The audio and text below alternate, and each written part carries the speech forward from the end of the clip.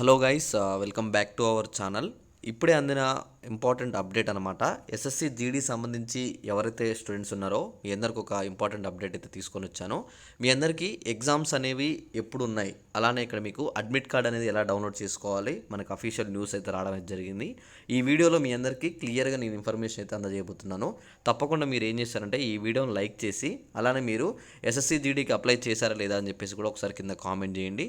అలానే SSC GD సంబంధించి మీకు సిలబస్ కావాలన్నా, అలానే ఎలా ప్రిపేర్ అవ్వాలి, వీటన్నిటి గురించి మీకు కావాలంటే కింద డిస్క్రిప్షన్లో టెలిగ్రామ్ గ్రూప్ లింక్ అని ఉంటుంది. మీరు డైరెక్ట్ ఆ గ్రూప్ లింక్ మీద జాయిన్ అయ్యి టెలిగ్రామ్లో మీరు జాయిన్ అయినట్టయితే మీకు ఇక్కడ ఎస్ఎస్సి జీడీ గురించి కావచ్చు, అలానే ఇంకేమైనా కొత్త కొత్త జాబ్ అప్డేట్స్ వచ్చినా సరే నేను ఆ గ్రూప్లో క్లియర్ కట్గా మీ అందరికైతే అక్కడ పెడతాను. డైరెక్ట్ మీరు అక్కడ నుంచి వెళ్ళి అప్లై చేసుకోవచ్చు అనమాట. ఓకేనా. ఇక్కడ మీకు ఇంపార్టెంట్ అప్డేట్స్ అయితే ఇప్పుడు నేను చెప్పబోతున్నాను ఈ వీడియోలో వచ్చేసి. ముందుగా మనకి ఎస్ఎస్సి జీడీ సంబంధించి మొత్తం మనకి ఇక్కడ ఏజ్ లిమిట్ ఎంత ఉండాలి అన్న గురించి తెలుసుకున్నట్టయితే మినిమం ఏజ్ వచ్చేసి మనకైతే 18 అయితే ఉండాలి. అలానే మ్యాక్సిమం వచ్చేసి అయితే 23 ఇయర్స్ అయ్యి ఉండాలి, మీకు తప్పకుండా తెలుసు. మొత్తం పోస్టులు వచ్చేసి మనకి 25,487 పోస్టులు అయితే మనకైతే ఎస్ఎస్సి జీడీ పోస్టులు అయితే ఉండడం అయితే జరిగింది. అలానే ఇక్కడ మీకు మ్యాక్సిమం వచ్చేసి ఇక్కడ మీరు చాలామంది శాలరీ ఎంత ఎక్స్పెక్ట్ చేయొచ్చు అన్న, ఎంత ఉంటుంది శాలరీ అని కూడా అడుగుతున్నారు. ఇక్కడ మనకి శాలరీ వచ్చేసి మీరు చూసుకోవచ్చు. బేసిక్ వచ్చేసి మనకైతే 21,000 నుంచి మనకైతే 69,000 వరకు అయితే ఉంది. మనకి ఇక్కడ అన్ని హెచ్ఆర్ఏ డిఏ ఇవన్నీ చూసుకున్నట్టయితే మనం టోటల్గా వచ్చేసి మనకి ఇక్కడ చేతికి వచ్చేసరికి 32,000 నుంచి 37,000 లోపు మనకైతే హ్యాండ్ క్యాష్కి అయితే రావడం అయితే జరుగుతుంది. ఇది వచ్చేసి ఎస్ఎస్సి జీడీ కానిస్టేబుల్ యొక్క శాలరీ మీరు ఇక్కడ చూసుకోండి.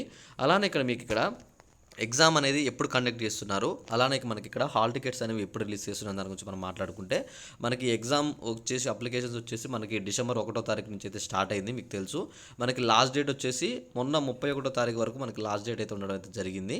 అయితే ఇక్కడ ఫీ పేమెంట్ సంబంధించి ఎవరైనా ఉంటే మాత్రం వాళ్ళకి జనవరి 1 వరకు అయితే నిన్నటితో మనకైతే లాస్ట్ ఉండడం అయితే జరిగింది.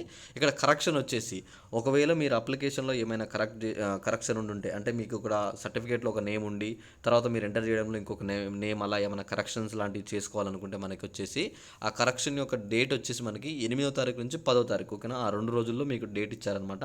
ఆ 2 రోజుల్లో మీరైతే కరెక్షన్ చేసుకోవాల్సి ఉంటుంది. అలానే ఇక్కడ అడ్మిట్ కార్డ్స్ అనేవి ఎప్పుడు వస్తాయంటే మనకి ఎగ్జామ్ యొక్క బిఫోర్ మనకి 1 వీక్ ముందు మనకైతే రావడం జరుగుతుంది అనమాట. ఇక్కడ ఎగ్జామ్స్ అనేవి మనకి ఫిబ్రవరిలో కండక్ట్ చేసే ఛాన్సులు ఉన్నాయి. ఫిబ్రవరి నుంచి ఏప్రిల్ మధ్యలో మనకి ఎగ్జామ్స్ అయితే ఖచ్చితంగా ఉంటున్నాయి. మీకు తప్పకుండా మీకు ఎగ్జామ్ ఇంటిమేషన్ స్లిప్ అనేది 10 డేస్ ముందే మీకు మెయిల్కి, అలానే మీ యొక్క ఎస్ఎంఎస్ ఏదైతే మొబైల్ నెంబర్ ఇస్తారో దానికి ఎస్ఎంఎస్ రావడం అయితే జరుగుతుంది. తప్పకుండా మీ మెయిల్ అనేది ఎస్ఎంఎస్ ఏదైతే నెంబర్ ఇచ్చారో 2 అయితే దగ్గరలో ఉంచుకోండి. మీరు ఎగ్జామ్స్కి వెళ్ళే ముందు అయితే తప్పకుండా మీ యొక్క హాల్ టికెట్ నెంబర్తో పాటు ఆధార్ కార్డ్ తీసుకొని వెళ్ళాల్సి ఉంటుంది. అంటే ఆధార్ మీకు ఏదో ఒక ఐడి ప్రూఫ్ అనమాట. ఓకేనా. ఈ కరెక్షన్ సంబంధించి ఎలా చేయాలి వీడియో కావాలంటే తప్పకుండా నేను ఒక వీడియో చేస్తాను, కింద మీరు కామెంట్ చేయండి. ఓకేనా. ఇంకా మీకు ఏమైనా డౌట్ ఉంటే తప్పకుండా ఒకసారి వీడియో కింద కామెంట్ చేసి టెలిగ్రామ్ గ్రూప్లో తప్పకుండా అందరు జాయిన్ అవ్వండి. ప్రతి ఒక్క జాబ్ అప్డేట్స్ నేను టెలిగ్రామ్ గ్రూప్లో అందజేస్తాను. ఓకేనా. Thanks for watching. Thank you guys. జై హింద్.